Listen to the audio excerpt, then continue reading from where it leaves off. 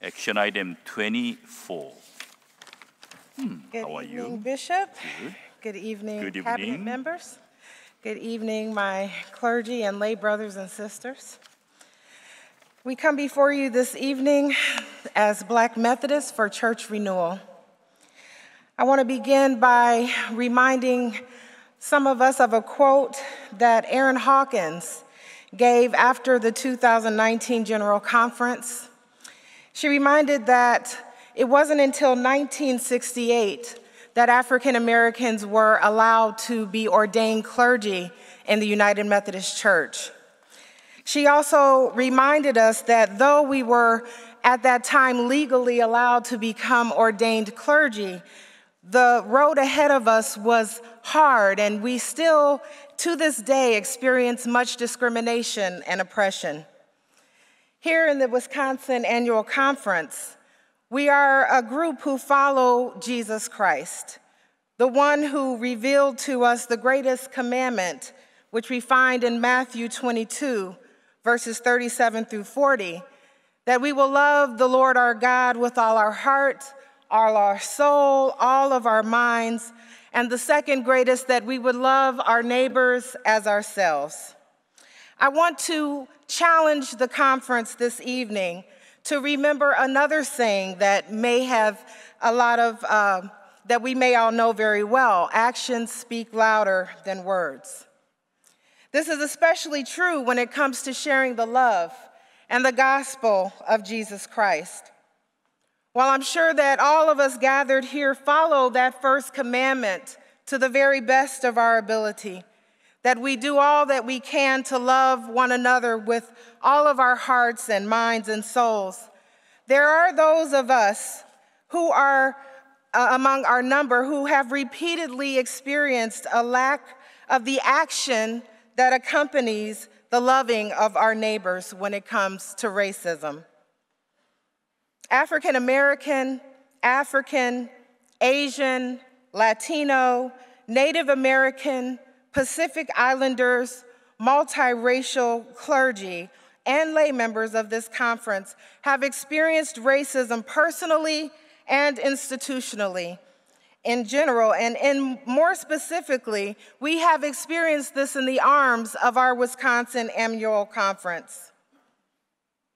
I'd like to read a couple of the whereases that are included in this resolution that is before you today on behalf of the Black Methodists for Church Renewal.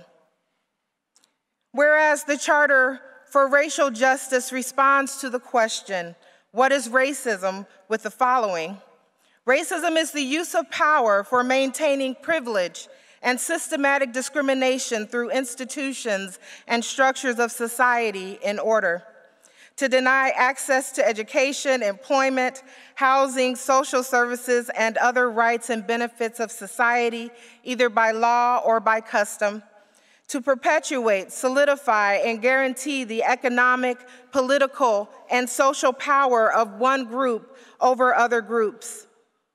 Racism can be easy to see or hidden, intentional or unintentional. Its impact is measured by its effects, not by personal motivations. Racism combines with other identity issues such as gender, economic status, or national origin to multiply its effect. I also want to bring to your attention some statistical information about our conference. There are some 58,764 clergy and lay members of the Wisconsin Annual Conference. And of those, 908 are Latino, 876 are Asian, 538 are Black or Pan-African, 191 are Native American, 41 are Pacific Islander, 975 are multiracial, and 55,235 are white. There is one full-time Black congregation in the state of Wisconsin and 4 Black congregations in total. There are 57 Latino congregations, 78 Asian, 29 Black Pan-African, 3 Native American, and 775 white clergy members in the Wisconsin Annual Conference. We encourage and we ask that it therefore be resolved that each quadrennium, all clergy, elected conference leadership, and conference staff be required to attend a conference-sponsored training on eradicating racism designed in collaboration with the Wisconsin Annual Conference's Black Methodists for Church Renewal and Commission on Religion and Race, and that this training shall be offered annually. We also would like to say in closing that we do stand in solidarity with all who have experienced oppression of any kind, and especially at this time with our LGBTQIA brothers and sisters who have been so hurt and torn over the last year's events. We ask that you prayerfully consider passing this motion, as it will only be through our education, through our conversation, and through our work together and hearing one another's stories and walking with one another in ways such as this that we will overcome the stain and illness of racism in this conference. Thank you. Thank you. Thank you. All right. I will recognize microphone 8.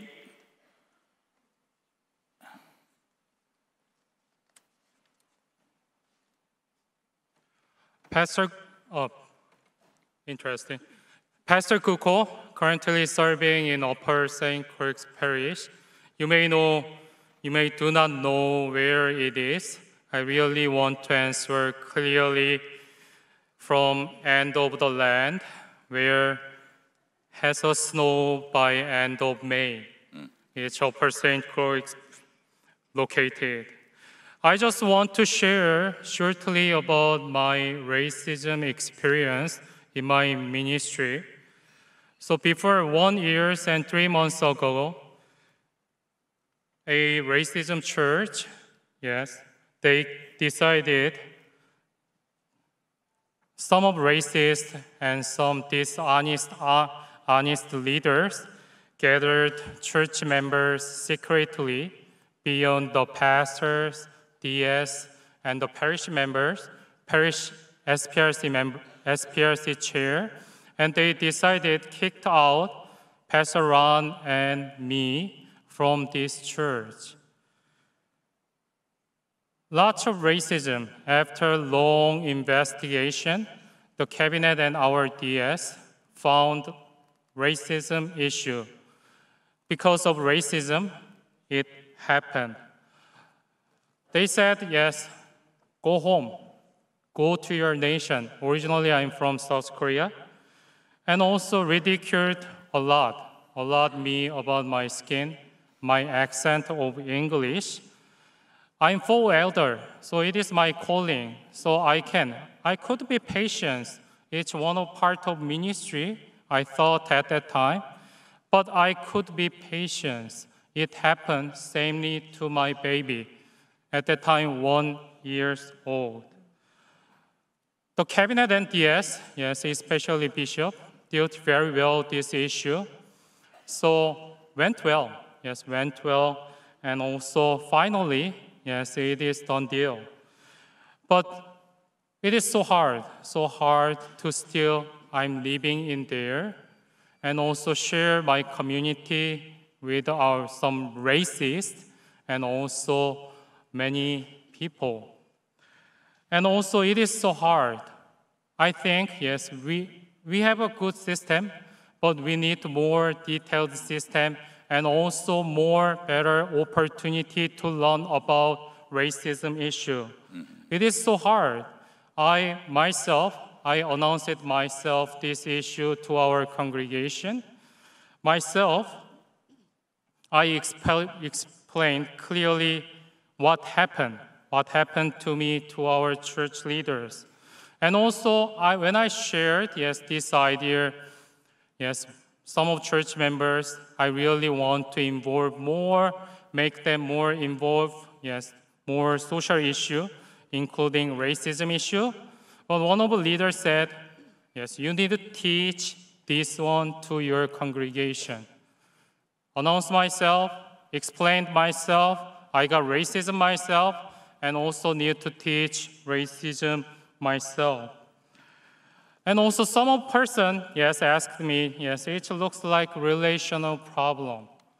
But to be honest, confidently I can say, I really did successful my ministry, previous my church, and also current ministry too. Racism is not a relationship problem. It is systemic evil. So it is reality, yes, in a local church and also in Wisconsin annual conference, even though, yes, we are living 21st century in here. I really I will be the last pastor, last ethnic pastor who got a racism and also suffering about this issue. Okay. Please raise your hands. Please raise your hands and support this ministry for the future of Wisconsin Annual Conference, and also not only ethnic pastors, but also all minorities in our conference. Thank you. Thank you. Thank you. All right. Supporting. All right. Microphone 2. My name is Susan Ammon. I am a deacon in Full Connection, serving beyond the local church in appointments of compassion and justice, and secondarily appointed to Hudson United Methodist Church. I appreciate this action item and would like to make a friendly amendment to it. In the last line of this resolution, I request that the following be added after the CORR that is in parentheses. I would request that the language "or by an equivalent anti-racism training for clergy appointed beyond the local church." The reason I ask for this is twofold. We have clergy who are serving beyond the local church who are required to complete anti-racism trainings by their employers or by their licensing and certification boards. I would ask that we add this so that those trainings can be acknowledged and recognized as meeting this requirement. The second reason I request this is that it is difficult at times for those serving beyond the local church to be allowed to leave our places of employment to attend trainings. This would reduce those barriers to us fully meeting this very important educational requirement. Thank you.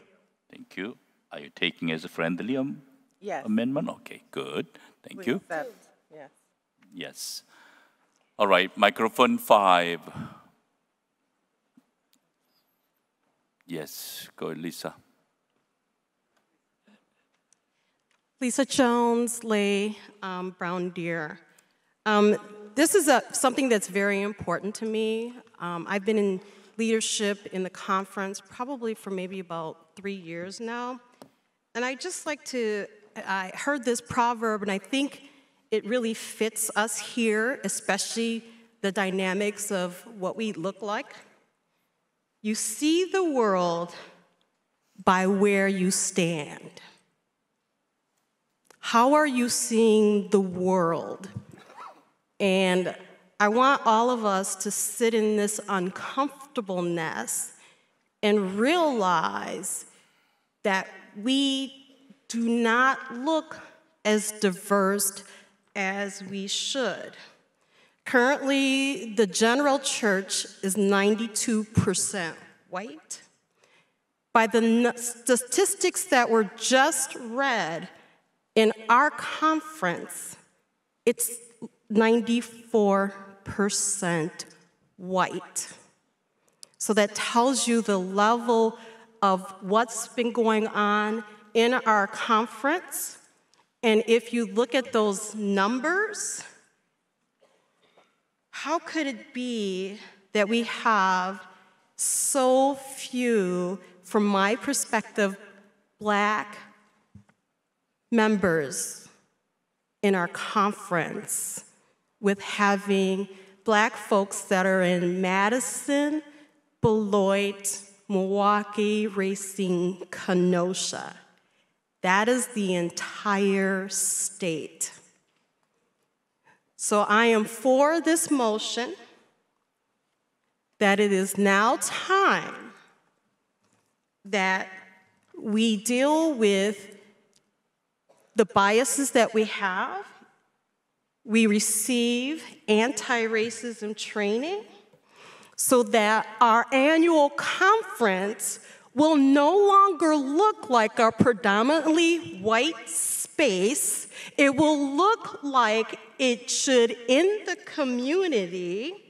We will finally be able to eradicate institutional racism and hate in all places in our church structure and in our local congregations. Thank you. Thank you, Lisa. All right, microphone 5. Thank you, Bishop and siblings. Nan Owen Hookman, Cudahy United Methodist Church laity.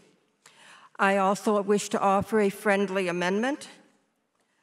I would like to add this phrase to the beginning line of the last paragraph, that each quadrennium, all clergy, elected conference leadership, and conference staff be required, and all other laity be encouraged to attend a conference-sponsored training, etc. Yes, we accept that, yes. Thank you. Thank you. Thank you. All right.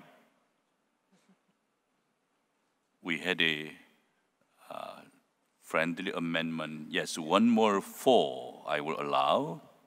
Okay, microphone 4.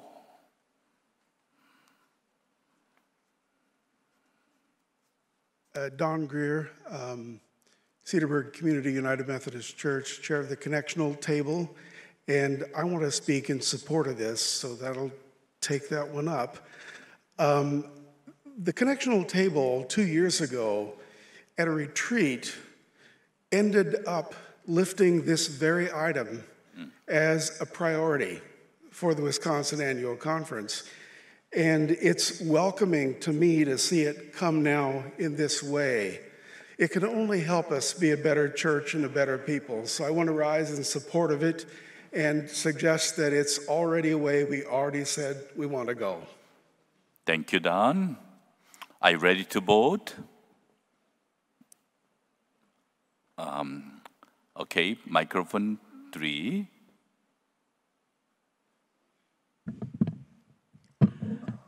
Good evening. My name is Erika Martinez. Yes. I am clergy at Bethel and Richmond United Methodist Church.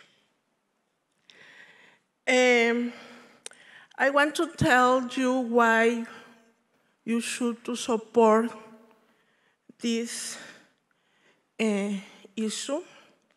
It's because the racism is a reality in our church. I suffer in myself racism, and also my husband received racism into the church.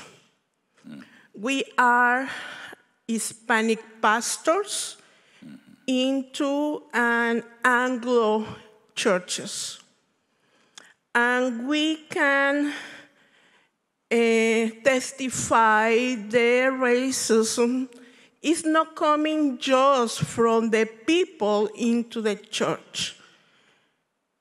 We can see also the racist dynamics in the institution. It's coming from the top too. Also, I want to share with you 2 experiences. My experience is when people into the church told me they don't trust in people with dark hair. When I was the only one brunette in the place. But also, let me share about my husband. First, my husband, he's not talking here because he should to go to Mexico because his mom is sick. But I want to share the kind of racism he suffered coming into the church.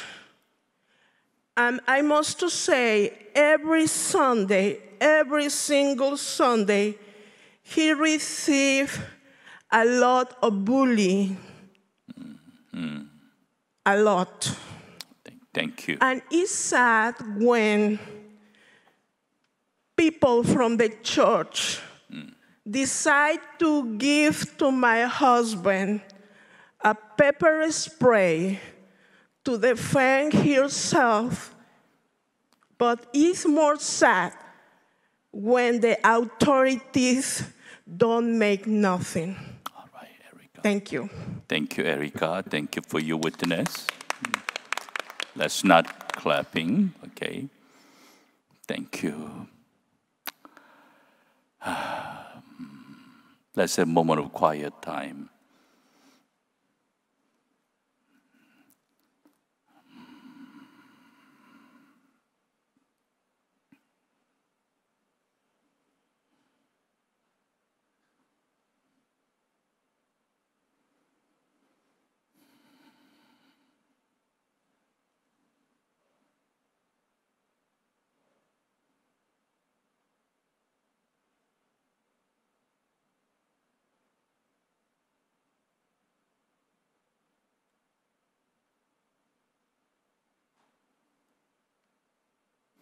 Gracious God,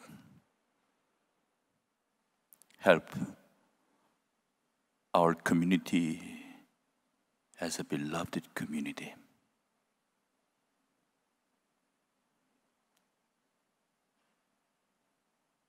Eliminating racism, that is our task here. We are hearing again from various witnesses that we are not there. We are not wholesome from the side of justice and from side of you. Now we are here to vote for this action item. Guide our spirit. Guide our conference climate and life, so our landscape can be fertilized. No racism and no hatred, no prejudice, no evil.